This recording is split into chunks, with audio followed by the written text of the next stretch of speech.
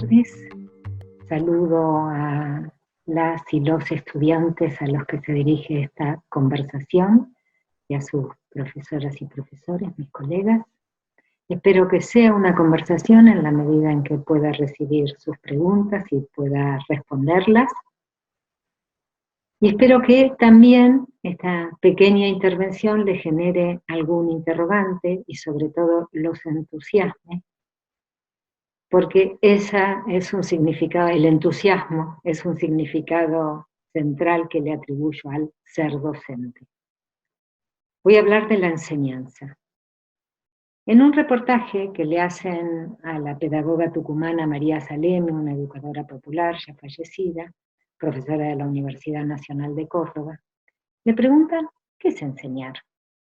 Y ella responde, enseñar, escuchar, tal vez, escuchar, tal vez, escuchar, tal vez.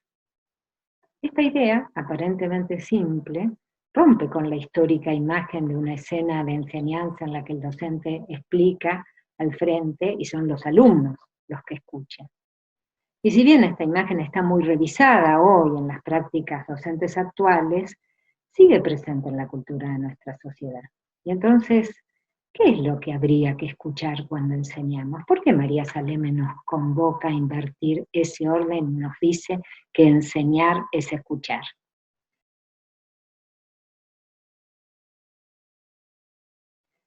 Bueno, y para empezar a responder esta pregunta, necesito anteponerle otra.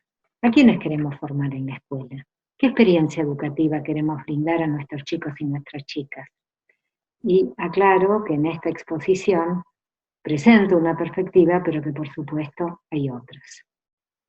Desde nuestro punto de vista, entendemos que a la escuela como un ámbito en el que queremos poner a los chicos y a las chicas en contacto con distintas zonas de la producción cultural. Un contacto que les permita ampliar su mirada del mundo, que se enlace con sus propias preguntas, que les despierte el deseo de conocer, que los desafíe, que los haga disfrutar de lo que otras y otros han tenido oportunidad de producir, y que en ese vínculo con la producción cultural que la escuela les habilita, queremos que nuestros chicos y nuestras chicas dejen sus propias huellas, que resignifiquen lo que otros han elaborado y que pongan allí sus propias marcas.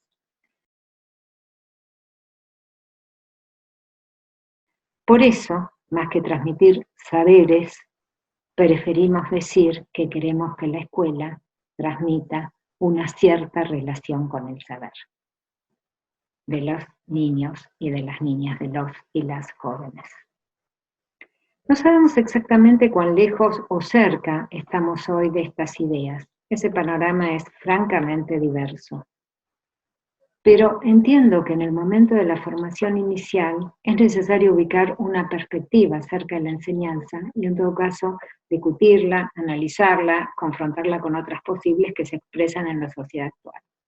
Y esto es así porque el sentido de la escuela está en disputa y toda mirada implica considerar también el tipo de sociedad a la que aspiramos y en particular el lugar que ocupa el conocimiento en ella.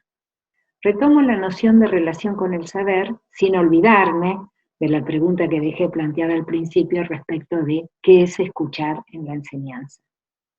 Proponer a las chicas y a los chicos, a los jóvenes, una experiencia educativa centrada en el vínculo con el conocimiento, implica en primer lugar concebir al aula como un espacio en el que al propósito de las cuestiones que se tratan, se comparten miradas, se plantean debates, tomando en cuenta los diferentes puntos de vista que se manifiestan, y sobre todo se piense que el trabajo con las ideas produce nuevas ideas.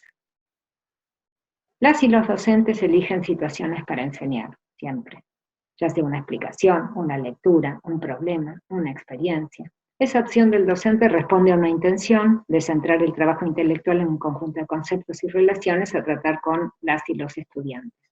Esa elección que hace la maestra, el maestro, la profesora, el profesor, es necesariamente una contextualización a partir de la cual va a tener que establecer nexos, puentes, explicaciones entre aquello que la situación permite discutir y las ideas más generales que quiere enseñar.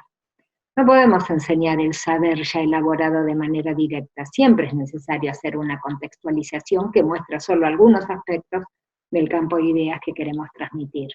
No podemos enseñar la suma, enseñamos algunos problemas de suma y a partir de eso vamos construyendo en el tiempo la idea de un campo conceptual más amplio.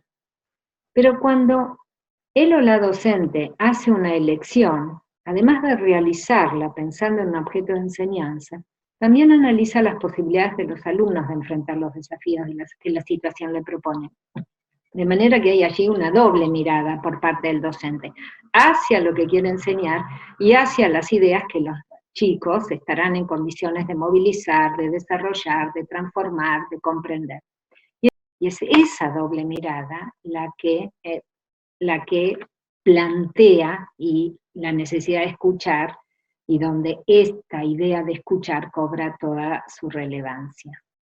Tal vez uno de los problemas más difíciles de la práctica docente sea justamente el de habilitar la inclusión de los conocimientos de las y los estudiantes de manera que puedan considerarse constitutivos de las ideas que se plasman en las aulas.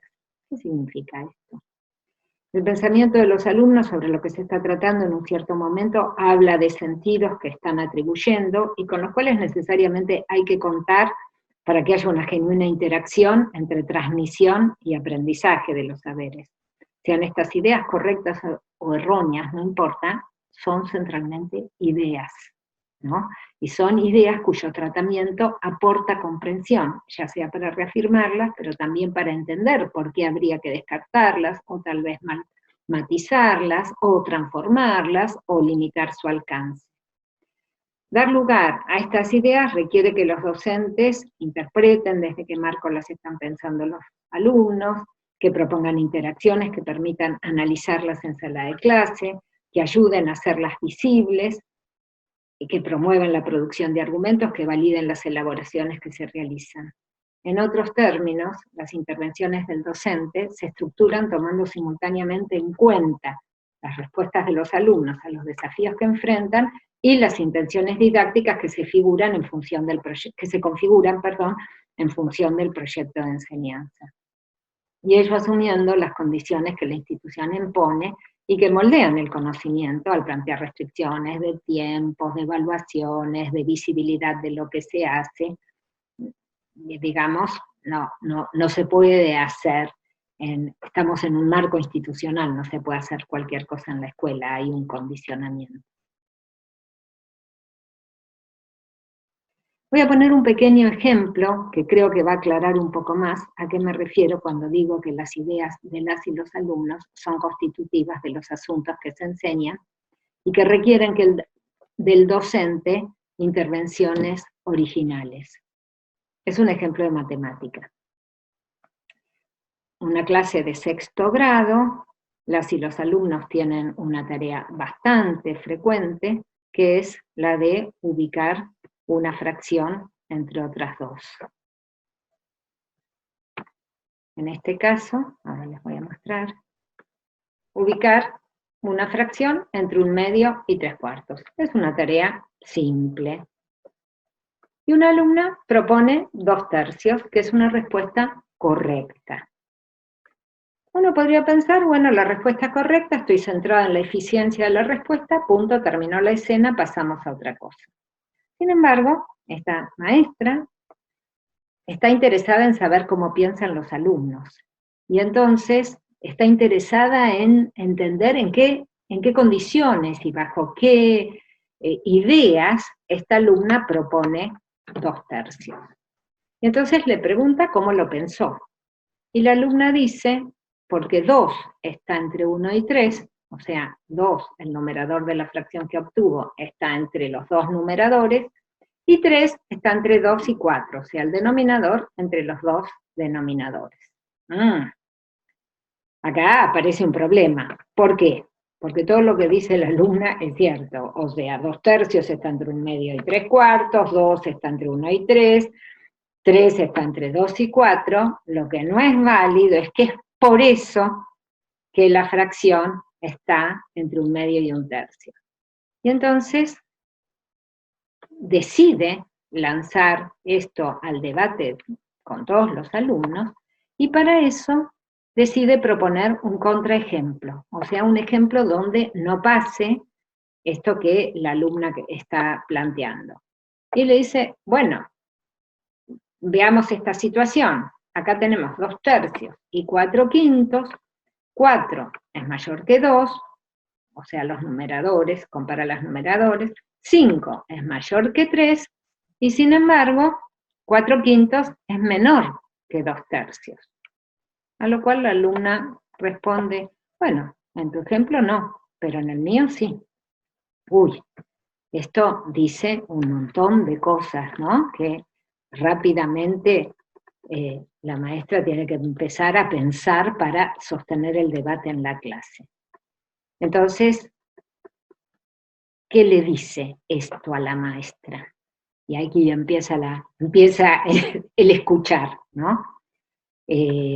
No voy a ahondar mucho en la matemática en esta oportunidad porque no es la idea, pero el argumento del alumno remite a dos planos. Uno, vinculado a los conceptos de fracción misma y a la comparación de fracciones, y otro vinculado a entender qué es una explicación, en este caso una explicación en matemática. Y estos dos planos obviamente están estrechamente relacionados, ¿no? Si la alumna aceptara que una explicación para ser tal debe poder aplicarse a todos los casos, frente al ejemplo que ofrece la maestra, podría desechar la idea de que para comparar fracciones es válido comparar los numeradores y los denominadores por separado, lo cual le abriría interrogantes respecto de por qué sucede eso, le invitaría a explorar otros ejemplos, a tratar de encontrar un modo más general de comparar fracciones, todo lo cual profundizaría la comprensión.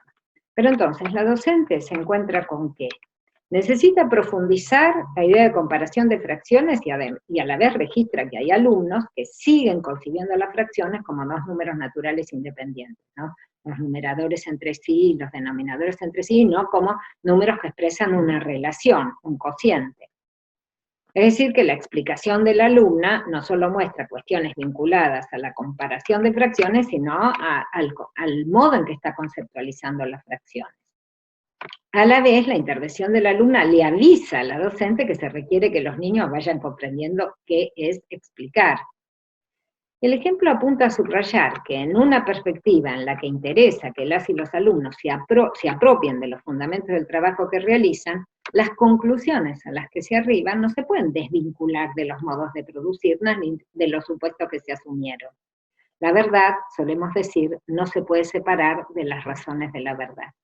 ¿Y cómo aprenderán las niñas y los niños a producir explicaciones?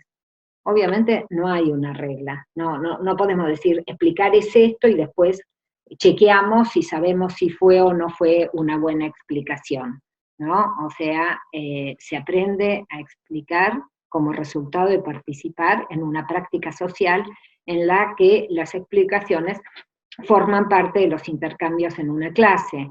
Y por participar en esa práctica, los alumnos irán elaborando a lo largo del tiempo explicaciones cada vez más pertinentes.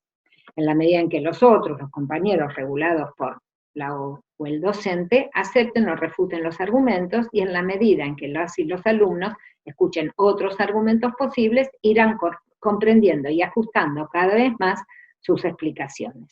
Y a la vez podrán darse cuenta de que la explicación es fuente de nuevas comprensiones acerca de los conceptos y de las relaciones a las cuales se refiere la explicación, en este caso las fracciones. Notemos que este posicionamiento exige que el docente, acepte que tal vez no sea el momento en que se produjo esa explicación no válida, el momento en que las y los alumnos la podrán revisar. El largo plazo es constitutivo de muchas de las elaboraciones que son fundamentales para la formación de las y los alumnos, para una formación de sujetos intelectualmente autónomos. El ejemplo nos permite también profundizar a qué tipo de intercambios hacemos referencia cuando hablamos de poner a los chicos en contacto con la cultura matemática, en este caso, en contacto con la cultura. Si el propósito estuviera centrado en disponer de un método eficiente para comparar fracciones, seguramente alcanzaría, la maestra en este caso presenta una regla que se aplica a todos los casos, un procedimiento para cualquier número, los niños lo aprenden, lo aplican y punto. Pero acá la intención de la maestra es otra, y es por eso que ella solicita que expliquen, porque entiende que el trabajo conceptual comporta el plano de la fundamentación de las ideas. Decíamos recién que la intervención docente se termina de estructurar en el contexto, porque tiene que interpretar para poner en discusión qué es lo que está detrás de lo que los alumnos han propuesto, y a la vez tiene que pensar cómo transformar esas ideas en otras más generales, que son las que espera que los alumnos aprendan. Retomemos una vez más el ejemplo de la comparación de fracciones. La maestra propuso un contraejemplo y relanzó la discusión. ¿Y si no se le hubiera ocurrido? ¿Y si no se le hubiera armado este contraejemplo? ¿Si no hubiera tenido la idea de proponer un contraejemplo para hacer avanzar la discusión? Y bueno, esto puede pasar, y es frecuente que pase porque es muy exigente la premura con la que hay que realizar intervenciones en sala de clase. Si tiene la oportunidad de repensar su clase, y sobre todo si puede hacerlo con sus compañeras y compañeros docentes, podrá retomar el ejemplo, analizarlo y proyectar cómo relanzarlo en el aula en otro momento. Para poder escuchar a las y los alumnos, y acá retomo la pregunta del inicio, es casi imprescindible tener el tiempo y el espacio para poder reflexionar sobre las clases, para interpretar y analizar las decisiones que se han tomado, para tratar de explicarse por qué algunos chicos no comprenden, para formular hipótesis, para pensar alternativas posibles a algunos de los sucesos ocurridos, para considerar la continuidad de las acciones. En otros términos, escuchar a las y los alumnos para interactuar con ellos a raíz del conocimiento que queremos transmitir, exige al docente analizar su trabajo y producir respuestas originales que tomen en cuenta el contexto en que sucedieron las escenas que se analizan. Entendemos que la práctica de enseñanza, cuando se dispone a incorporar las ideas de los estudiantes como parte constitutiva de los intercambios del aula, adquiere una problematicidad que requiere ser sostenida con el diálogo, la indagación, la exploración. Y en ese sentido, el aula, además de ser el espacio en el que las y los docentes van a enseñar, es también el ámbito en el que van a la búsqueda de respuestas para los interrogantes que se plantearon, en la que van a recoger datos para analizar a la luz de lo sucedido las hipótesis que se formularon. Desde esta perspectiva, la enseñanza se concibe mucho más como hipótesis de trabajo a ser exploradas en las aulas que como recorridos predeterminados. Por ello quisiera invitar a quienes inician su proceso de formación docente a que renuncien a la búsqueda de reglas que pautan cada paso de su accionar. Dichas reglas no existen. No se puede estandarizar la intervención docente si se asume el riesgo de exponerse al intercambio vivo con los alumnos. Sí, en cambio, pueden elaborarse marcos conceptuales, criterios que orienten la acción docente, dejando siempre abierto un espacio de decisiones que el contexto reclamará tomar sobre la marcha.